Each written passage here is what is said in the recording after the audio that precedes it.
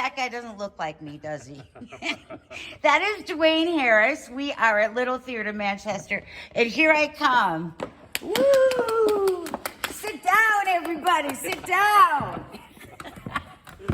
Oh my goodness, it's great to be back. Yes, it's great to be back in the theater, right? Yes, and theater being open now. Yeah, exactly, yes. So how long has Little Theater in Manchester been open? So we came back in May of this past year by doing some one-night concerts, just to sort of, test the waters a little bit. We didn't open our first full-length production until June. So the first weekend of June, we ran for 2 weekends. With the play Walter Cronkite is Dead. Yeah, and that was kind of a trial period, huh? It because was, yeah. you were one of the first theaters that did. We were, yeah. So we did a hybrid with that. So we offered both indoor performances. We did 8 performances total. 6 of them were indoors, but we did do 2 outdoors for audience members that weren't completely, there were some people that weren't completely comfortable coming back inside yet. Right. So we wanted to give them that option. But honestly, the vast majority of people were happy and excited to come back inside and start seeing live theater again. I know, I missed it so much. I don't know about you. Okay, I don't know what you guys did during the pandemic. Now me, as an actor, I hate Zoom. Hated it. In fact, even if I did a show on Zoom, I wouldn't even watch myself. Right, yeah. Because to me, it goes against what theater is. Yeah. It's reacting to the other actors. It's getting a feel for the audience. Right. And I just hated Zoom. So Yeah, I mean, what did you guys? Did you guys do Zoom? We did some stuff. Yeah, we did some readings over Zoom. And both our actors and our audience said almost the exact same thing. They appreciated that we were doing it, giving people the opportunity to do stuff or watch stuff. Right. But it's just not comparable, right? I mean, it's the live experience that you're coming out to see. And you can't do that no matter, even if it is live. Exactly. If it's a live Zoom, it's just not the same. Yeah. You need to be in the room with the actors. You need to be in the room with other audience members, because that's the whole experience that people come to live theater for, right? Right. Or else they would just go to movies all the time. Exactly. Right? Yeah. There's really no difference between that and what we were trying to do. But we did it. We did, I believe, 6 productions over Zoom over the course of the period. 6 yeah. Zooms. Listen, it was listen. It was. Sorry. We got. So I'll say this: the benefit from it is that we were able to reach a much wider audience than we normally do. We had people from all over the country tuning in to watch That them. is true. That is true. And so that was great. That was great to see. People checking in from California, from North Carolina, from Chicago. That was exciting. Yeah, and also actors who have family members living. That's exactly right. That type of thing. Okay, So that part was I exciting. get that. But listen, I'm right there with you. It was tough. It was tough to sit through some of them. It was tough, especially when a lot of plays, not a lot of plays, some plays work okay in that setting where it's just visual. I mean, there's a lot of visuals. It's just listening to people talk. But most plays, right? It has to have some sort of action. Yes. Or it's difficult to build that tension that exists when it's just 2 boxes sitting right next to each other. Yeah. Right? Well, and also what I noticed on Zoom was that if somebody talked, all the other squares silenced. Oh yeah. Which is which makes it really hard for improv to do anything to even react. Yeah. But you made it through. I mean, a lot of theaters didn't really fare as well as you guys did. Yeah, we definitely were. It was unfortunate that we had to be dark for the year, but we came out of it financially, physically, in a good place to be able to launch the rest of this 2021 season, and to really prepare for a full back to normal 2022 season. Right. Because we've sort of come to the conclusion that at least definitely through 2021 and probably through a good portion of 2022, it's not going to look like it did in 2019. Right. It's just we're still dealing with. I'm pointing as if your audience can see our seating. We're still dealing with. We're still dealing with socially distanced seating. So right now we have like 220 chairs set up, but because of social distancing, I'm only seating about 150 people total in this space because we're making sure everyone has their little the bubble around them, right? Exactly. Yeah, people want a bubble. Exactly. Now. Right. We require face masks still, and I don't see that going away anytime in the near future, especially given, if you had asked me a month ago, I would have said, oh yeah, by the end of 2021, it'll, we won't have to have masks, we'll keep back to normal seating. But the way things are looking now, it's a whole other it's story. getting a little dicey with some people not wanting to get vaccinated. But I'm not going to talk about that. That's not what this show is that's all right. about. Exactly right. So okay, speaking of 2021, what's going on at Little Theatre of Manchester for the rest of 2021? Yeah, so I'll just sort of move out of the way a little bit. So currently we are running the complete works of William Shakespeare abridged, which is a comedy. Yeah, I was going to say, people who don't understand what does abridged mean, because I got to tell you, there are some people who hear Shakespeare and they're like, exactly. Solid hard pass on that one. Yep. Okay, so abridged means fun. Right. So there are it's 3 actors. Their goal, and when you come, it is you are seeing the actors doing as if they were doing the actual work that night. So when you come in, so the actors' names are Bobby, Lucas, and Alexei. Those are the 3. That's the name of the 3 actors in the show. The characters' names are Bobby, Lucas, and Alexei. They are welcoming the audience as if they were trying to run through all 37 of Shakespeare's plays in 97 minutes. And so, that's a lot, right? But it seems funny. So they're greeting the audience. Right. Now, just from my experience, a lot of people who want to be in the audience do not want to participate. Oh, right. So, but maybe they can feel out those people. That's right.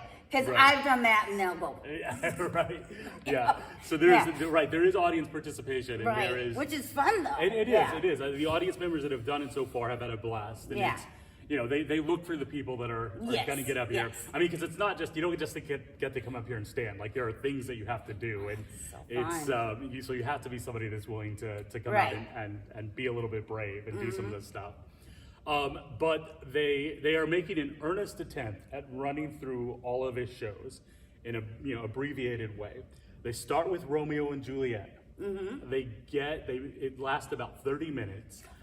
Wait, do they do it verbatim or read? No. Read from the script? No, they are doing a reduced version of it based on what they remember.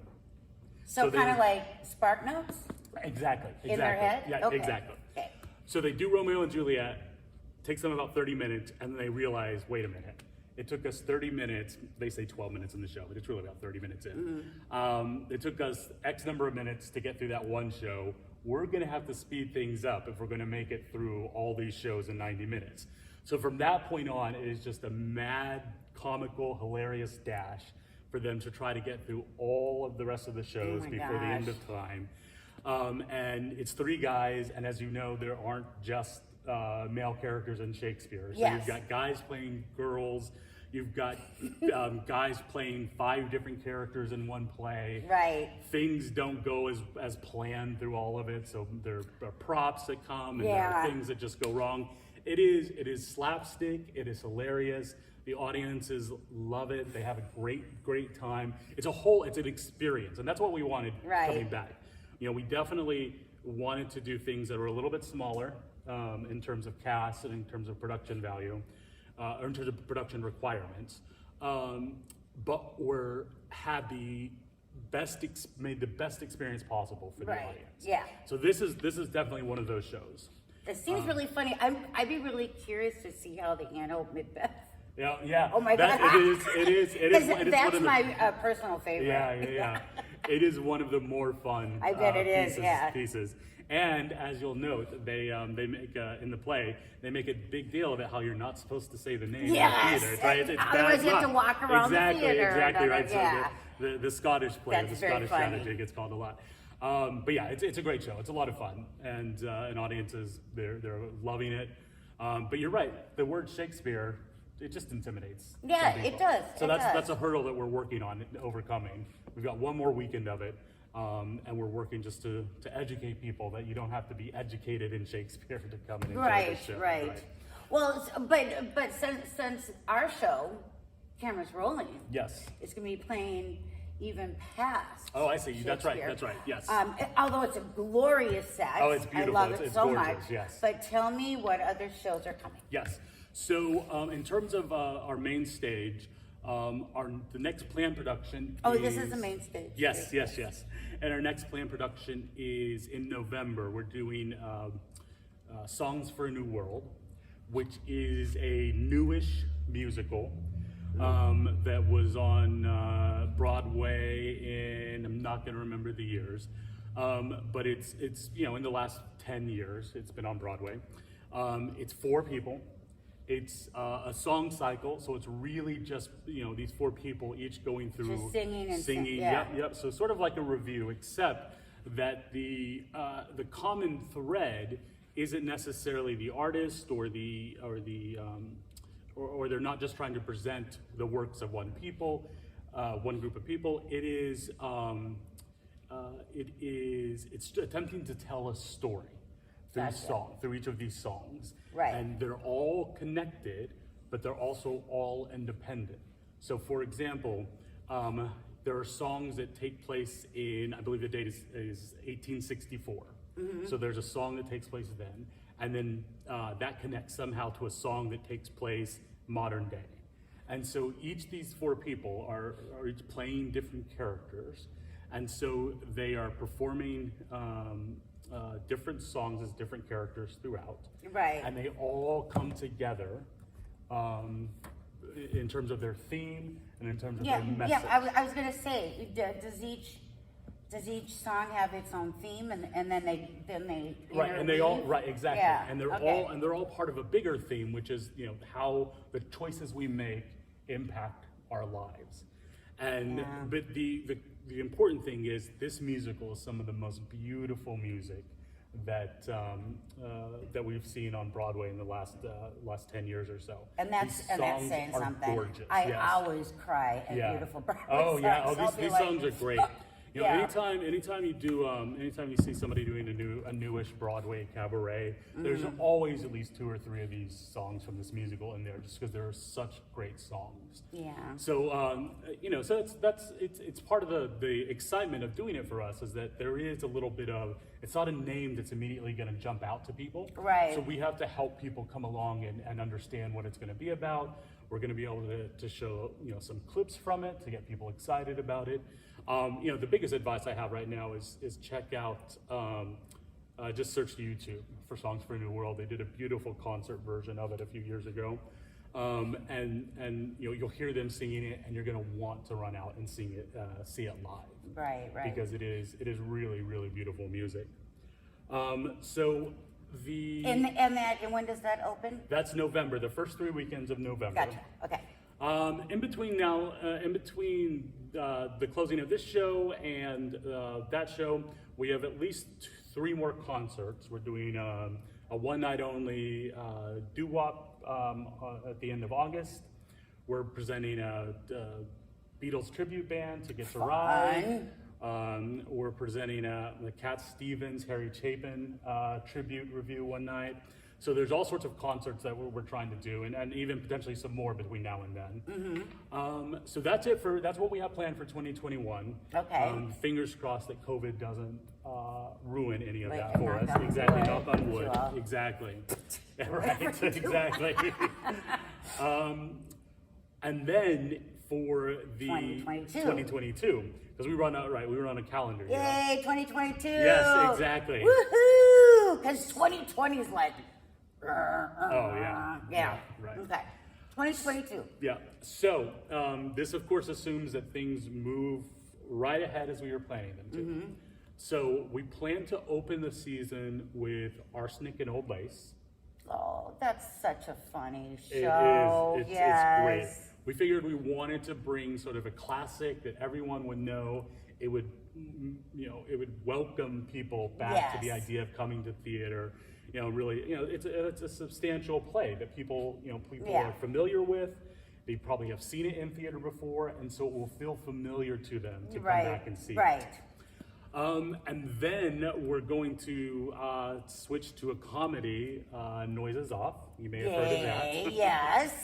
And so that's, it is always one of our most popular shows. Anytime we presented it in our 50 years, people flock to it. So why don't we give people what they want?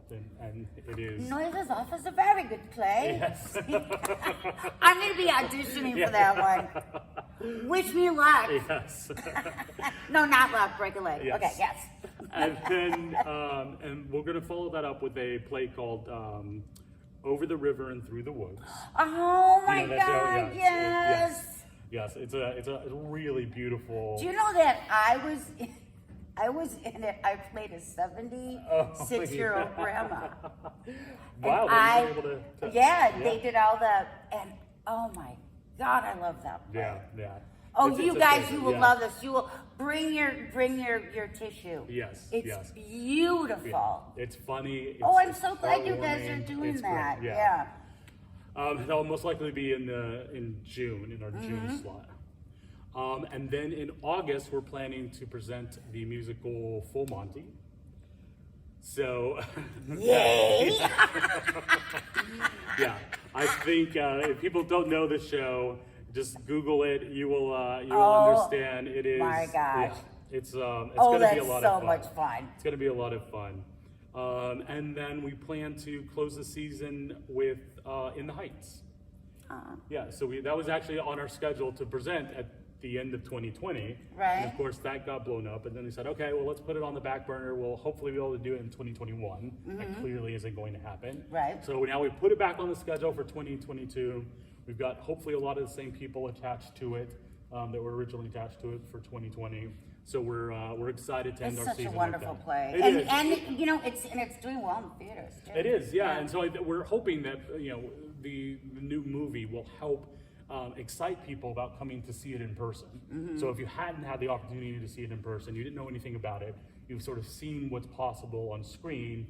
Now come see how we translate that to the stage. Right. And I think it's going to be really exciting, and Yeah. people are really going to enjoy it. And very timely. Yeah. It's still really important, especially with, what's going on politically with voter rights and Exactly. just, it's a beautiful message. It is, yeah, absolutely. So, how long have you been here, Dwayne? So I have been at the Little Theater of Manchester for just about 5.5 years now. Yeah, because I've had you, just once or twice? Twice, yeah. Also, in case of course, you're a super fan of mine if you're watching this, but Dwayne is half of who he was before. Oh, yeah. You look so good. Thanks, Yeah. I appreciate that, yes. But, okay, so, and where are you from originally? So, originally I'm from Texas, but Yeah. So we've I been up didn't here. know that. Yeah. So I grew up in West Texas. How come you don't have a twang? I don't know. I've never had one. So I count that as a blessing. That is so much fun to learn about you. Yeah. But my wife and I have been up here for almost 20 years. So we basically consider ourselves Right. Connecticut people. But before this, I worked at Hartford Stage for a number of years. I was at the Bushnell for a number of years. I did a small stint with an entertainment consulting firm for a number of years. And then I landed here. I think this is working on being the longest I've ever been in one place. And I think that's because I love it. I mean, it is an amazing organization to work for. Such great people. Yeah. Many of the people, not many, a lot of the people that have been around with this organization have been here since the beginning. 1961, I think, is the way I they have no presented idea. their first season. Well, do you guys still have that organ back there? We do, yes. Oh, yeah. You can't see it right now, but there's an organ hiding back there. I mean, it probably has like ghosts playing it when we're not here. Right. I mean, it's old. It is. Yeah. It's original to the building. So the building was built in 1864, and that organ has been here since. It's been refurbished once, and so it is still working in okay condition. It needs a little bit of TLC, but just unfortunately, we don't bring it out and play it enough. Right. It's a hooker track organ, and so there are only certain, that's not like playing an organ at your church. Hooker track. Yeah. So it's got Oh, that type of yeah, organ. right. Exactly.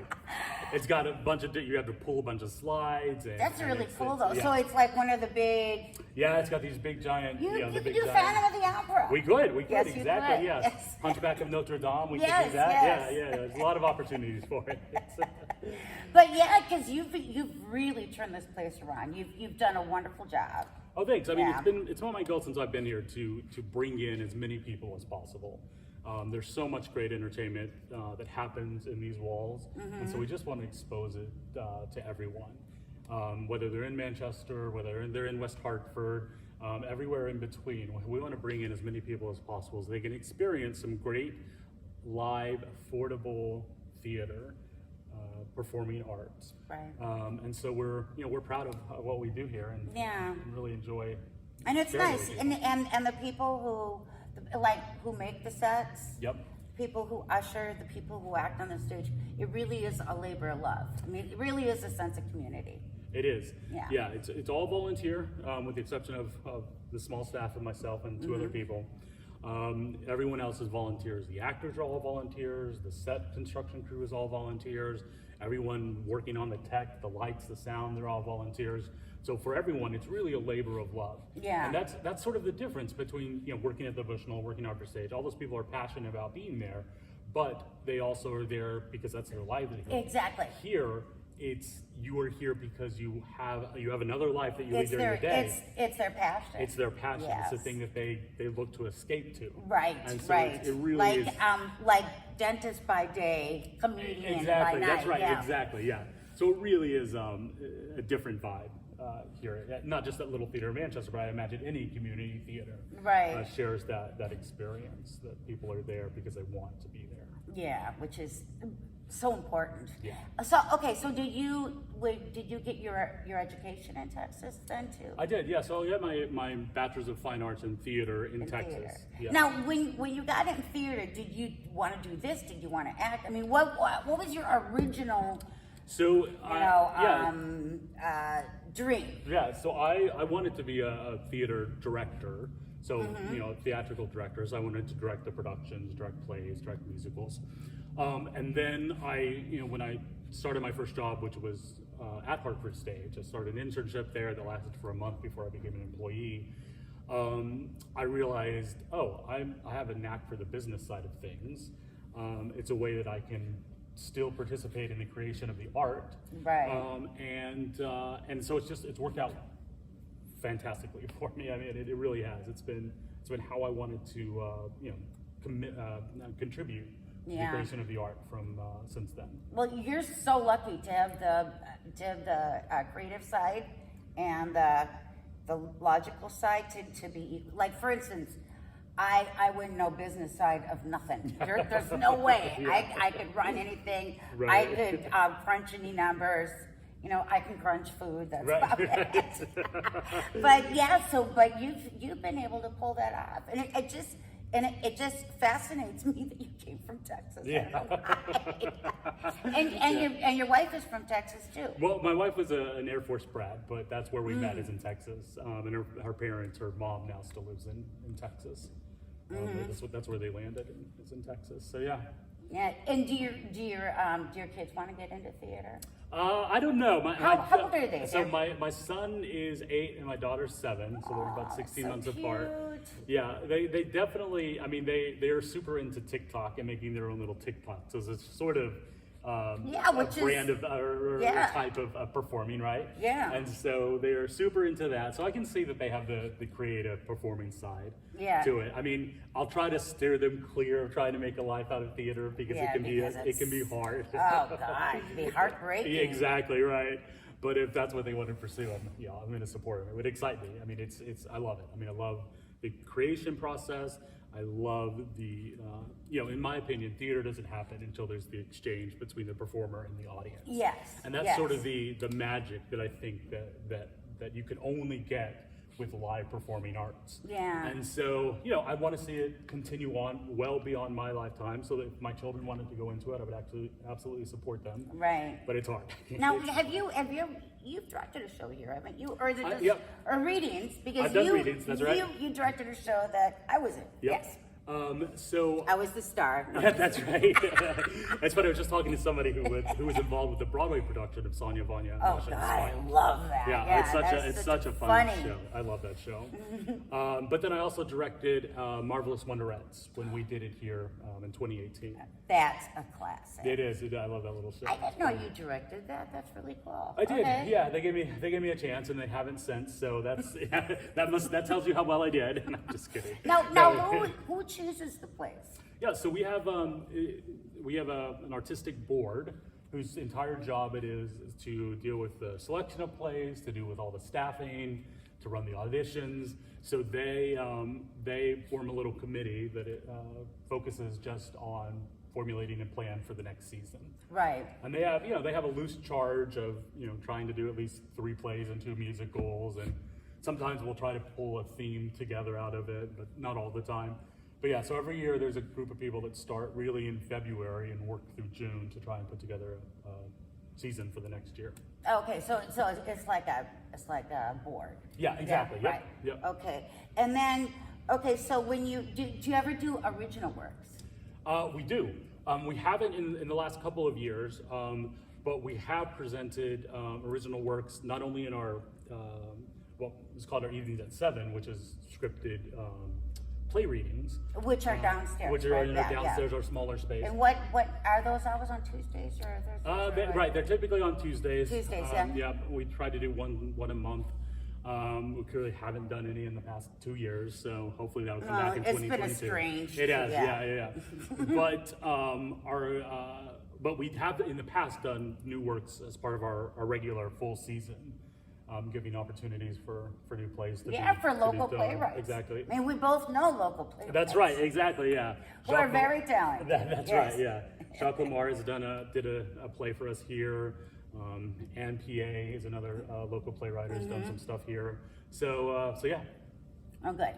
So you have that on your agenda. That's right. That's right. Absolutely. Supporting local artists is. We couldn't do this without people that were interested in giving their time, giving their energy. So we're always looking for opportunities to do that. Okay, all right, and I just want to say thank you so much for all that you do. I really appreciate this, and pretty soon I'll be on the stage. Yes, exactly. Mark my words. I mean, I don't have anything to do with it, but if I did, the answer would be yes. All right, so how can people find Little Theater Manchester online? The best way is our website. It's cheneyhall.org. That's the name of the spell building. Cheney. Yep, CheneyHall.org. That's the name of the facility. We are in Cheney Hall. And if they want to call for tickets, they will get a woman who sounds like a cartoon character, who is just entertaining. Hello! It is She's a great adorable. voice. Yes. Yeah. Okay, so they can call the box here, office. yep, and she'll answer the phone, 860-647. I mean, call it just for fun. 860-647-9824. Yeah, just call and hang up on her. She loves it. Hello. All right, so perfect. All right, so thank you again for coming Absolutely, back. my pleasure. I'm happy to do it. Third time's a charm. That's right. Oh, wait, you know what? Wait. You sit here. Okay. I'm going to move here. Okay. Okay. If anybody wants to, because I realize this is my better side. I see. Hello. Yes, good. Right, because it's all about you in the end, You right? got Exactly. it. Okay, so ready? It's Thanks.